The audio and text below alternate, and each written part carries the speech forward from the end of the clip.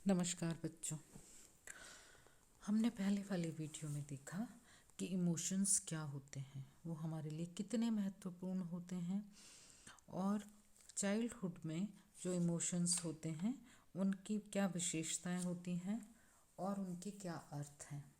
अब हम देखेंगे कि बेसिक इमोशंस इन चाइल्डहुड की बाल्यावस्था में मूल संवेग कौन कौन से होते हैं।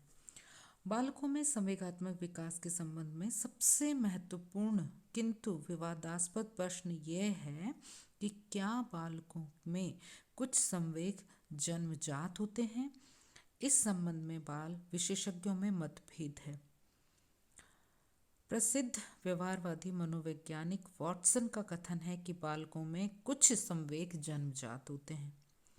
वॉटसन के अनुसार भय, क्रोध, प्रेम ये तीनों संवेग बालकों में जन्मजात होते हैं, जबकि कुछ लोगों का मानना ये है कि कुछ परीक्षणों से ये पता चला है कि अगर उन्हें उत्तेजित किया जाए तो प्रौढ़ व्यक्तियों में प्रेम, भय और क्रोध संवेग उत्पन्न हो सकता है। इसके अलावा अगर बच्चे को गुदगुदाया जाए, सहलाया जाए, प्यार किया जाए, सहारा दिया जाए तो वह प्रेम, फियर और जो क्रोध वगैरह होता है वो भी उनको उत्पन्न किया जा सकता है। तो हम ये कह सकते हैं कि बेसिक इमोशंस जो होते हैं वो 6 प्रकार के होते हैं: fear, anger, happy, jealous, anxiety and curiosity. अब हम सबसे पहले पढ़ेंगे फियर, डर, जिसको हम कहते हैं हमें डर लगता है और छोटे बच्चे को सबसे ज़्यादा डर लगता है। अब कारण क्या है फियर होने का, डर होने का कारण क्या है? जब बालक 2 या 2.5 महीने का होता है तो वह रोशनी से, जोर से बोलने पर, तेज आवाज़ से या तेज गति से डर जाता है, क्योंकि वो एक इस तरह के माहौल से निकल के आता है जहाँ पे सब कुछ स्थिर रहता है। ऐसे में बच्चा डर जाता है। जब छोटा बच्चा अपनी माँ से अलग होता है तो भी वो डर जाता है। अक्सर क्या होता है, बच्चे जो हैं वो भय सीख जाते हैं, जैसे तेज रोशनी, माँ से एकदम से अलग होना, ये सब। अगर परिवार में जो है वो शोक का वातावरण है, भूत प्रेत की कहानियाँ सुनाई जाती हैं तो भी बच्चा डर जाता है। गैलिस के अनुसार अगर कोई दुखद अनुभूति हो बच्चे में, जैसे कि कोई शारीरिक दंड दिया जाए, डॉक्टर के द्वारा सुई लगाई जाए या कोई असफलता पे बच्चे को कमेंट किए जाए तो भी बच्चा डर जाता है। वॉटसन के अनुसार उसका कहना है कि जब बच्चा छोटा होता है तो किसी न किसी घटना से वह उत्तेजित या उद्दीपक होकर डरना शुरू कर देता है। कारमाइकल का विचार है कि संवेग जो भय है वह चरम सीमा तक पहुंच जाता है 6 साल की उम्र तक। डिपेंड ये करता है कि बच्चा डर किन परिस्थितियों में और किन कारणों से रहा है। अब कि भय जो है उसको हम दूर कैसे कर सकते हैं बच्चों के डर को, तो बच्चों में छुपी हुई भावनाओं और या उस डर के पीछे छुपी हुई समस्या को अगर हम दूर कर दें तो बच्चा डरना छोड़ देगा। असुरक्षा की जो भावना उसके मन में है, अगर ये भावना बच्चे को सुरक्षित उसमें अगर बदल दी जाए तो बच्चा डरना छोड़ देगा। कुछ इस तरीके के उदाहरण अगर बच्चों के सामने प्रस्तुत किए जाएं जिसमें बच्चा आत्मविश्वास जगे उस बच्चे के अंदर, तो वह भय करना छोड़ देगा। कहानी, कविताएं, चित्रांकन आदि चीज़ों से उसको ऐसी मोटिवेशनल कहानियाँ, फोटोज़ और चित्र बनवाने जाएं जिससे कि बच्चा भय से दूर चला जाए। यदि बालक कीड़े मकोड़े या कोई और चीज़ों से डरता है तो उनको उनके चित्रों से दिखाया जाए और उनको बताया जाए कि किसी तरीके से नुकसान उन्हें नहीं पहुंचाएगा, तो भी बच्चे का जो डर है वो खत्म हो जाएगा। बच्चे में आत्मविश्वास, आत्मनिर्देशन व आत्मसम्मान स्थायी भाव को अगर उत्पन्न कर दिया जाए तो भी बच्चा नहीं डरेगा। इसके अलावा बच्चे जो है उसको ध्यान अगर भटका दिया जाए, जब डर लग रहा हो उस समय उस परिस्थिति को बदल दिया जाए, उसको रचनात्मक क्रियाओं की तरफ अगर बदल दिया जाए तो भी बच्चा डरना छोड़ देगा। दूसरा आता है इसमें एंगर, क्रोध। बच्चे में क्रोध जो है वो बहुत बड़ा इमोशन है। अब ये जो बच्चे में क्रोध है वो कैसे, क्रोध के माध्यम से बच्चा जान जाता है कि क्रोध के माध्यम से वह अपनी आवश्यकताओं को पूरी करवा सकता है या पूरी करने का आग्रह कर सकता है। और ये जो क्रोध है वो जिद के कारण जिद में बदल जाता है, या जो जिद है वो क्रोध में बदल जाती है, जिसकी वजह से वो अपनी मनमानियाँ करता है। अब ऐसे में ये क्यों होता है? प्राय बालक में अपनी स्वयं की कोई कमजोरी या समस्या हो तो बालक चिड़चिड़ा या क्रोधित हो जाता है। शारीरिक, मानसिक, मनोवैज्ञानिक दुर्बलता की दशा में बालक छोटी छोटी बातों पर क्रोधित होने लगता है। अगर बालकों की निश्चित क्रियाकलापों के बीच में आप कोई रुकावट डालेंगे तो बच्चा क्रोधित हो जाएगा। उसके अलावा जो बच्चे संयुक्त परिवार में रहते हैं वहाँ पर बालकों को क्रोध अधिक आता है। इसके अलावा अगर अभिभावक और भाई बहन बच्चे को पूरा सहयोग नहीं देते हैं तो भी बच्चे क्रोधित हो उठते हैं। अगर बच्चे से उसकी कोई प्रिय वस्तु या उसको चाहने वाली कोई चीज़ उससे दूर हो जाए या छीन ली जाए तो भी उसे क्रोध आता है। अगर बच्चे की प्राथमिक आवश्यकताओं की पूर्ति नहीं होती तब भी बच्चे को क्रोध आता है। क्रोध की स्थिति में बच्चा शारीरिक और मानसिक दोनों ही स्थितियों में उसको परिवर्तन होता है और बच्चा क्रोध में ज़मीन पर लेट जाना, हाथ पैर पटकने लगना, सांस रोक लेना, रोना और इस तरह की चीज़ों को वो कर। अगर हम इन चीज़ों पर ज़्यादा जल्दी ध्यान ना दें तो ये एक अभिव्यक्ति का जो रूप है वो भयानक हो सकता है। और अगर हम समय पे इसको कंट्रोल कर लें तो धीरे धीरे क्रोध की अभिव्यक्ति के स्वरूप में बदलाव आने लग जाता है। अब कि जो क्रोध है उसको हम कैसे कंट्रोल कर सकते हैं?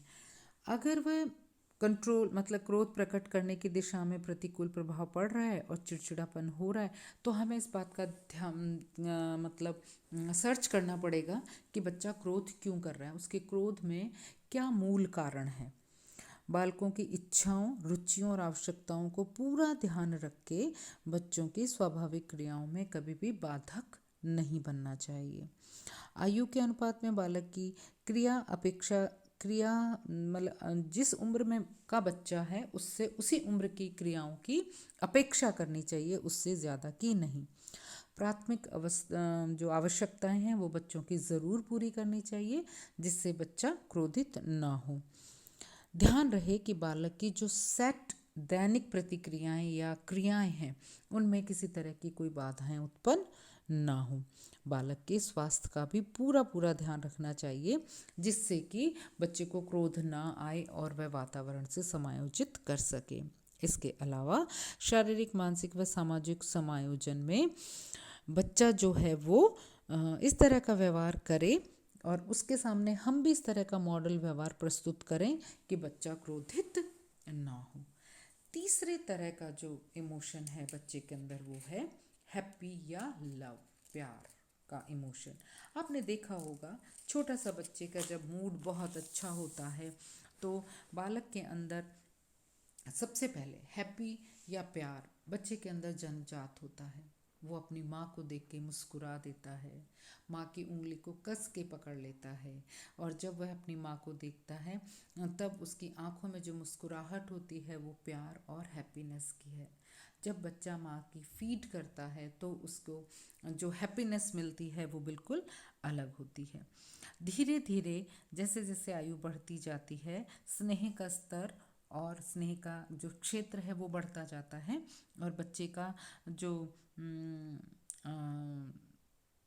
स्नेह प्रदर्शित करने का या प्यार प्रदर्शित करने का या हैप्पीनेस प्रदर्शित करने का तरीका है वो बदल जाता है, जैसे मुस्कुराहट, आंखों में तेज कंपन, सिहरन, तुतलाती आवाज़ में बोलना, गले लगाना, प्यार करना, ये सारी जो चीज़ें हैं ये बच्चा खिलौनों के प्रति, अपने मित्रों के प्रति, अपनी माँ के प्रति सबसे ज़्यादा हमें दिखाता है। हरलॉक का विचार है कि लगभग 6 माह की अवस्था से बच्चे में प्रेम और हैप्पीनेस आने लगती है। वह सबसे पहले अपनी माँ के प्रति प्रेम और हैप्पीनेस को प्रदर्शित करता है, बाद में अन्य लोगों को। उसके बाद है नेक्स्ट जो है वो है जेलसी या जेलसी। हरलॉक का विचार है कि jealousy is a normal response to actual supposed on threatened loss और अफेक्शन। इस जो ईर्ष्या की अभिव्यक्ति होती है वो तब होती है जब बच्चों को नॉर्मल रिस्पॉन्स नहीं मिलता है। तो कैसे करता है बच्चा? प्रत्यक्ष प्रतिक्रिया करता है और अप्रत्यक्ष प्रतिक्रिया करता है। जब बच्चों में प्रत्यक्ष प्रतिक्रिया होती है तो वो नोचना, काटना, दांत भींचना, धक्का देना, इस तरह के व्यवहार करता है, जिससे हमें पता लग जाता है कि इस बच्चे को इस व्यक्ति से इस वजह से जेलसी हो रही है।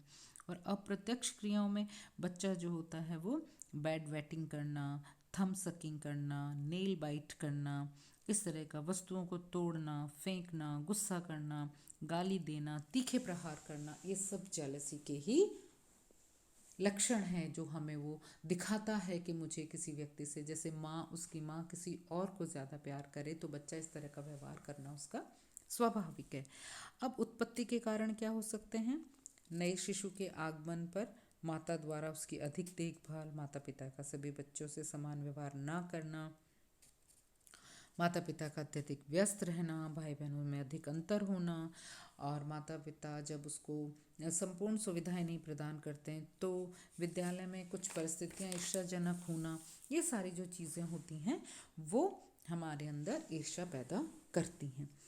अब जो है वो कि ईर्ष्या जो है उसको हम कैसे मैनेज कर सकते हैं? संयुक्त परिवारों की अपेक्षा एकाकी परिवारों में ईर्ष्या सबसे ज़्यादा होती है, क्योंकि वहाँ पे वो सिंगल चाइल्ड होता है। 3 से 4 साल के बच्चों में किशोरावस्था में विशेषकर लड़कियों में ईर्ष्या की भावना सबसे ज़्यादा पाई जाती है। परिवार का सबसे बड़ा बालक सबसे अधिक ईर्ष्यालु होता है, और परिपक्वता के साथ बालक प्राय अपनी ईर्ष्यालु प्रवृत्ति से उभर जाते हैं। लेकिन अगर ऐसा नहीं होता तो हमें उनको विशेष ध्यान देने की आवश्यकता होती है। नेक्स्ट है एंजाइटी, चिंता। फिशर जो मनोवैज्ञानिक हैं उन्होंने कहा है, चिंता मन स्नायु विकृति में उन आंतरिक अभिव्यक्त अप्रवेश योग्य कठिनाइयों की प्रक्रिया जिनका ज्ञान व्यक्ति को होता ही नहीं है। ऐसे ही रोजन ग्रेगरी ने कहा है, चिंता वह स्थिति है जिसमें पीड़ित बालक बेचैनी, आकांक्षाएं तथा स्वतंत्रता दिशाहीन हो जाती हैं। तो हम ये कह सकते हैं कि बालकों में जो चिंताएं हैं वो आने लगती हैं। कैसे आने लगती हैं? जैसे कुछ विशेष प्रकार की होना। वैसे चिंता एक भय का भी वास्तविक रूप है। तो वो कब होता है? अकेलापन, असामाजिकता, कम बोलना, चिड़चिड़ापन, भूख न लगना, एट्सेट्रा, ऐसी चीज़ें हैं जिसकी वजह से एंजाइटी होने लगती है। कई बार हमें इस चीज़ से भी एंजाइटी होती है कि हमें कोई दूसरा जो है वो ज़्यादा अच्छा है, हम कम अच्छे हैं, जो मैं करूँगा उसको अप्रिसिएशन मिलेगा कि नहीं। इस तरह की बहुत सारी चीज़ें हैं जो हमारे अंदर एंजाइटी का कारण बनती हैं। उसके बाद है क्यूरियोसिटी, जिज्ञासा। जिज्ञासा बालक के जीवन को सुखात्मक रूप से उत्तेजित करती हैं। यह बालक को नए अर्थों को सीखने का अन्वेषण करती हैं। आपने देखा होगा बच्चा जिज्ञासा के तहत ही पूछता है, माँ कौन, पापा कौन, दादी कौन, दादा कौन, क्या सचमुच में माँ की माँ होती है, क्या सचमुच में पापा के पापा होते हैं। इस तरीके की जब जिज्ञासाएं बच्चे के मन में होती हैं तो वो जिज्ञासाओं में की स्थिति में शारीरिक परिवर्तन होते हैं, जैसे माथे को सिकोड़ना, आंखें गोल कर लेना, जबान बाहर निकालना, चेहरे की मुद्रा में परिवर्तन करना, मुंह का खुला रह जाना। ऐसे में बालक समझ जाइए कि बच्चे को जिज्ञासा हो रही है। अचानक शारीरिक व मानसिक परिवर्तनों के कारण बालक समायोजित नहीं हो पाता है और उसकी जिज्ञासाएं और अधिक जागृत होने लगती हैं। ऐसे में बच्चे की क्यूरियोसिटी को बहुत ध्यान से समझना चाहिए, उसके सवालों का बहुत ध्यान और पेशेंसफुली जवाब देना चाहिए, जिससे कि बच्चों की हम जिज्ञासाओं को शांत कर सकें। ये 6 ऐसे बेसिक इमोशंस हैं जो बच्चों में हमें आसानी से देखने को मिल जाते हैं, किशोर बच्चों में भी देखने को मिल जाते हैं, बाल्यावस्था में भी देखने को मिल जाते हैं। इसके अलावा डिफरेंट टाइप ऑफ इमोशंस हैं, बहुत सारे इमोशंस हैं। हैप्पी है, सैड है, एंग्री है, एक्साइटमेंट है, अफ्रेड है, शर्माना है, गिल्ट है, फ्रेड है, जेलस है, लव्ड है, हैप्पीफुल है, प्राउड है, सॉरी है, एम्बैरसमेंट है, सरप्राइज्ड है। इस तरह के ढेरों इमोशंस हैं जिनको हम समय समय पर अपनी अवस्थाओं के अनुसार, अपनी उम्र के अनुसार हम उनको करते रहते हैं और उनको शो हम करते ही रहते हैं। तो बच्चों, हमने जो अभी